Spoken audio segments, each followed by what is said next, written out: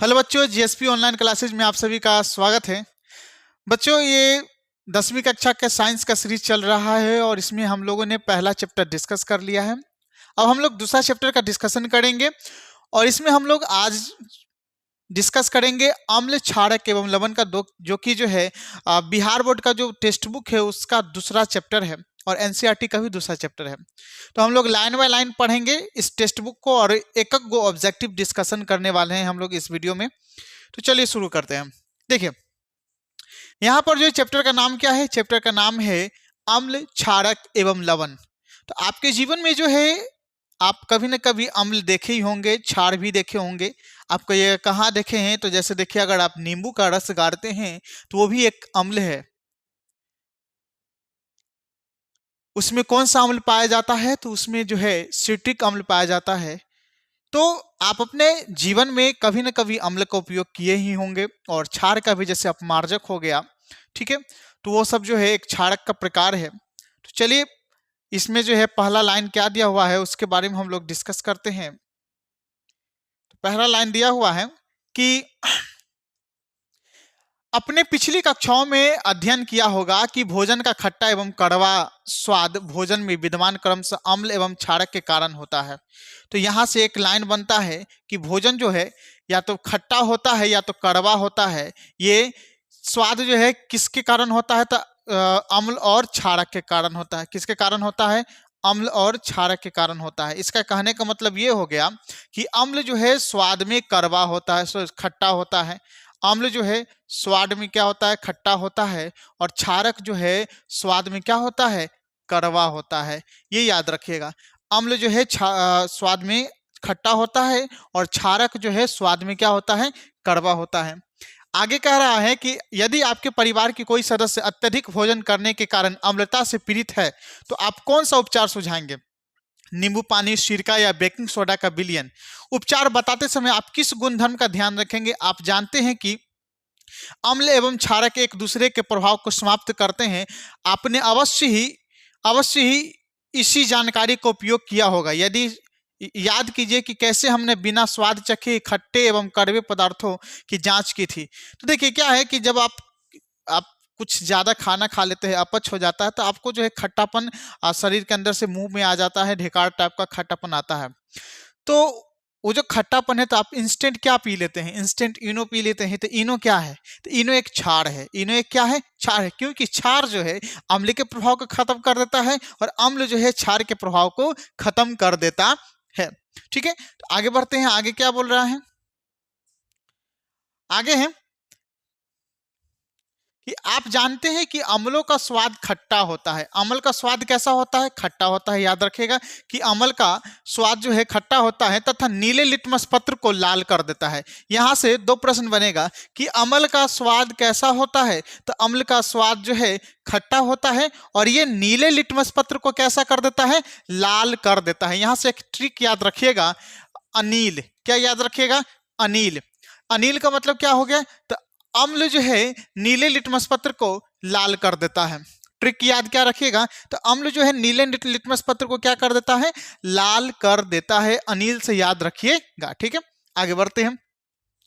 जबकि क्षारकों का स्वाद क्या होता है? कड़वा होता है। क्षारक का स्वाद कैसा होता है? तो क्षारक का स्वाद जो है कड़वा होता है और यह लाल लिटमस पत्र को नीला कर देता है। क्षार जो है क्या करता है? क्षार जो है लाल लिटमस पत्र को क्या करता है? नीला कर देता है। और अम्ल जो है नीले लिटमस पत्र को क्या कर देता है? लाल कर देता है। चलिए एक बार फिर से इसको हम रिवीजन करते हैं। देखिए क्या बोला जा रहा है। अम्ल जो है क्या है? अम्ल जो है नीले लिटमस पत्र को, किसको? नीले लिटमस पत्र को क्या कर देता है? लाल कर देता है। क्या कर देता है? लाल कर देता है। और क्षार जो है क्या? क्षार क्षार जो है लाल लिटमस पत्र को, किसको? लाल लिटमस पत्र को क्या कर देता है? नीला कर देता है। क्षार जो है लाल लिटमस पत्र को क्या कर देता है? तो नीला कर देता है। ठीक है, याद रखिएगा। अम्ल जो है स्वाद में कैसा होता है? तो अम्ल जो है स्वाद में होता है आपका खट्टा। अम्ल जो है स्वाद में क्या होता है? खट्टा होता है। जबकि क्षार जो है स्वाद में क्या होता है? कड़वा होता है। क्या होता है? स्वाद में होता है आपका कड़वा। चलिए आगे बढ़ते हैं। आगे बोल रहा है कि लिटमस एक प्राकृतिक सूचक है। लिटमस क्या है? लिटमस एक क्या है? प्राकृतिक सूचक है। लिटमस एक प्राकृतिक सूचक है। इसी प्रकार हल्दी भी एक ऐसी ही सूचक है। क्या आप कभी ध्यान दिए होंगे कि श्वेत कपड़े पर लगे सब्जी के दाग जब आप क्षारकीय प्रकृति वाला साबुन से रगड़ते हैं तब उस धब्बे का रंग भूरा लाल हो जाता है, लेकिन कपड़े को अत्यधिक जल से धोने के पश्चात वह फिर से पीले रंग का हो जाता है। अम्ल और क्षारक के जांच के लिए आप संश्लेषित जैसे मेथिल ऑरेंज फिनोप्थिलीन का भी उपयोग कर सकते हैं। देखिए यहाँ पर पूरा लाइन क्या बोल रहा है वो हम आपको समझा देते हैं। देखिए क्या है कि लिटमस जो है ना क्या होता है? प्राकृतिक सूचक होता है। प्राकृतिक सूचक का मतलब होता है कि लिटमस जो है हमें प्रकृति से प्राप्त होता है, यह मानव द्वारा नहीं बनाया गया है। ठीक है, तो लिटमस जो है मानव द्वारा नहीं बनाया गया, ये प्रकृति से प्राप्त होता है। और ये क्या करता है कि जब हम लिटमस को जो है नीले लिटमस पत्र को जो है अम्ल में डालते हैं तो वो लाल हो जाता है, और लाल लिटमस पत्र को जो है अगर हम क्षार में डालते हैं तो क्या हो जाता है? नीला हो जाता है। जिस प्रकार से लिटमस एक प्राकृतिक सूचक है, उसी प्रकार एक लिटमस ही नहीं, लिटमस के अलावा और भी प्राकृतिक सूचक है। जैसे हो गया हल्दी हो गया, आप नीचे में देखें तो हाइड्रोजीनिया के पत्ते हो गए। ठीक है, तो आप कह सकते हैं कि जो अम्ल क्षार का सूचक कितने प्रकार के होते हैं? तो अम्ल क्षार का जो सूचक होगा ना, अम्ल क्षार का सूचक होगा वो दो प्रकार का होगा। अम्ल क्षार का सूचक दो प्रकार का होगा। पहला होगा प्राकृतिक सूचक, पहला क्या हो जाएगा? प्राकृतिक सूचक, और दूसरा हो जाएगा संश्लेषित यानी कि मानव निर्मित। क्या हो जाएगा? मानव निर्मित सूचक। तो प्राकृतिक सूचक में क्या आ जाएगा? तो प्राकृतिक सूचक में आ जाएगा लिटमस आ जाएगा, आपका हल्दी आ जाएगा। ठीक है, आपका हल्दी आ जाएगा, हाइड्रोजीनिया का पत्ते आ जाएगा।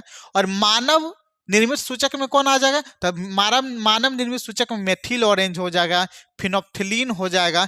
ये सब जो है मानव के द्वारा ऐसा सूचक है जो अम्ल और क्षार पहचानने के लिए बनाया गया है। ठीक है, याद रहेगा। चलिए आगे बढ़ते हैं। आगे कह रहा है कि इस अध्याय में हम अम्ल एवं क्षार की अभिक्रिया के बारे में अध्ययन करेंगे। हमें जानकारी प्राप्त होगी कि अम्ल एवं क्षारक कैसे एक दूसरे के प्रभाव को समाप्त कर देते हैं। साथ ही दैनिक जीवन में पाई जाने वाली तथा उपयोग में आने वाली बहुत सी रोचक वस्तुओं के बारे में हम अध्ययन करेंगे। इस अध्याय में हम लोग क्या पढ़ेंगे? तो इस अध्याय में जो है अम्ल और क्षार के बारे में पढ़ेंगे। ये भी पढ़ेंगे कि अम्ल और क्षार जो है एक दूसरे को कैसे निष्प्रभावित कर देता है, इस एक दूसरे को कैसे निष्क्रिय कर देता है। हमारे जो आसपास के जो वस्तु पाए जाते हैं उसमें किस प्रकार का अम्ल पाया जाता है, कितना अम्ल पाया जाता है, कितना पीएच मान पाया जाता है, इस सभी चीज की जानकारी जो इस अध्याय में हम लोग लेंगे। ठीक है, आगे बढ़ते हैं। आगे कह रहा है कि जैसे यहाँ पर बॉक्स दिया, ये वेरी वेरी इंपॉर्टेंट होता है। जो रेड बॉक्स होता है ना, ये वेरी वेरी इंपॉर्टेंट होता है।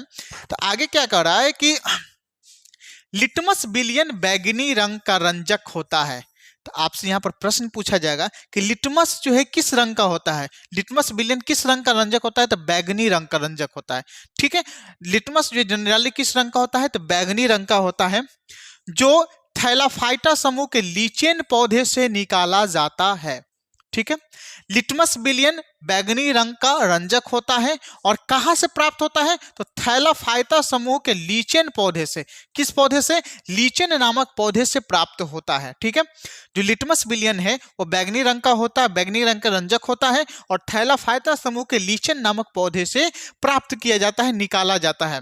इसे प्रायः सूचक की तरह उपयोग किया जाता है। ठीक है, लिटमस विलयन जब न तो अम्लीय होता है और न ही क्षारकीय होता है, वह बैंगनी रंग का होता है। लिटमस विलयन जो है जब न ही अम्लीय होता है और न ही क्षारीय होता है तो किस कलर का होता है? तो वो जो है बैंगनी रंग का होता है। समझ में आया? जो लिटमस का विलयन होगा वो जब उदासीन होगा, मतलब नहीं अम्लीय होगा नहीं क्षारीय होगा, उसका पीएच मान अगर 7 होगा तो किस कलर का होगा? तो बैंगनी रंग का होगा। बहुत सारे प्राकृतिक पदार्थ जैसे लाल पत्ता गोभी, ये भी एक क्या है? लाल पत्ता गोभी भी एक प्राकृतिक सूचक है। हल्दी क्या है? हल्दी भी एक प्राकृतिक सूचक है। हाइड्रोजीनिया के पत्ते होते हैं, ये भी क्या है?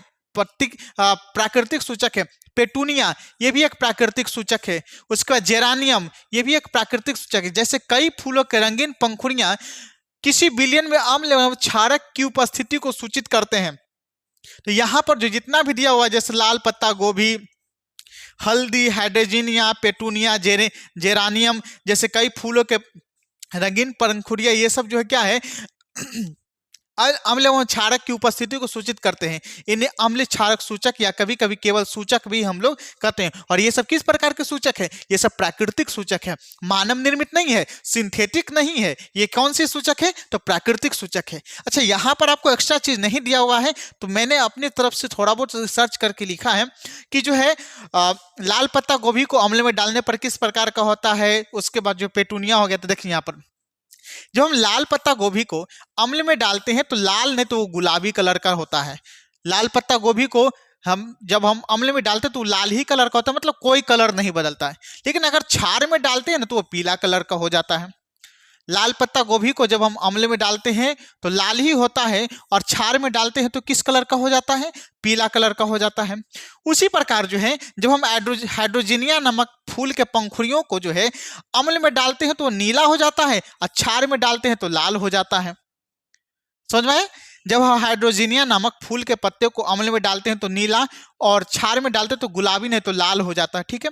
पेटूनिया के पत्ते को जो है अम्ल में डालते हैं तो लाल बैगनी लाल हो जाता है, और क्षार में बैगनी रंग का हो जाता है। जेरेनियम के पत्ते को अम्ल में डालने पर नारंगी लाल होता है, और क्षार में नीला कलर का हो जाता है। ये भी थोड़ा बहुत इंपॉर्टेंट है। ठीक है, आगे बढ़ते हैं। आगे कुछ क्वेश्चन आ गए हैं। क्वेश्चन यहाँ पर जो है आप लोग बनाकर देखिएगा, और यहाँ पर जो है अब हम लोग जो है क्रियाकलाप दिया हुआ है, क्रियाकलाप के माध्यम से समझाया गया है। ठीक है, अम्ल क्षार के रासायनिक गुणधर्म के बारे में। ठीक है, तो क्रियाकलाप 2.1 में क्या कह रहा है कि विज्ञान की प्रयोगशाला से हाइड्रोक्लोरिक अम्ल, कौन सा अम्ल? हाइड्रोक्लोरिक अम्ल। हाइड्रोक्लोरिक अम्ल का सूत्र क्या होता है? HCl। हाइड्रोक्लोरिक अम्ल का सूत्र क्या होता है? HCl। सल्फ्यूरिक अम्ल H2SO4। सल्फ्यूरिक अम्ल का सूत्र क्या होता है? H2SO4। तो हाइड्रोक्लोरिक अम्ल, सल्फ्यूरिक अम्ल, नाइट्रिक अम्ल। नाइट्रिक अम्ल का सूत्र क्या होता है? HNO3। नाइट्रिक अम्ल का सूत्र क्या होता है? HNO3। एसिटिक अम्ल, एसिटिक अम्ल का सूत्र क्या होता है? CH3COOH। ठीक है, एसिटिक अम्ल का सूत्र क्या होता है? CH3COOH।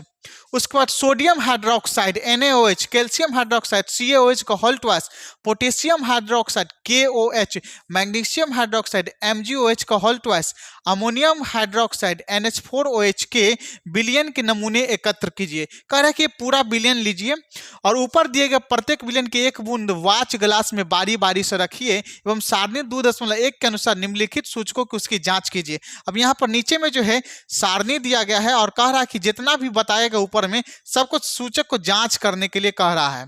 जब हम जांच करेंगे, ये जितना भी चीज दिया हुआ है जांच करेंगे, तो जो अम्ल होगा ना, जो अम्ल होगा वो नीले लिटमस पत्र को क्या कर देगा? लाल अम्ल जो है नीले लिटमस पत्र को क्या कर देगा? लाल कर देगा। और लाल लिटमस पत्र को क्या कर देगा? नीला कर देगा। अम्ल जो है नीले लिटमस पत्र को लाल कर देगा, और क्षार जो है लाल लिटमस पत्र को क्या कर देगा? नीला कर देगा। अब कहिएगा सर अगर हम अम्ल में लाल लिटमस पत्र डालेंगे तो क्या होगा? कुछ नहीं होगा, उसका कलर बदलवे नहीं करेगा।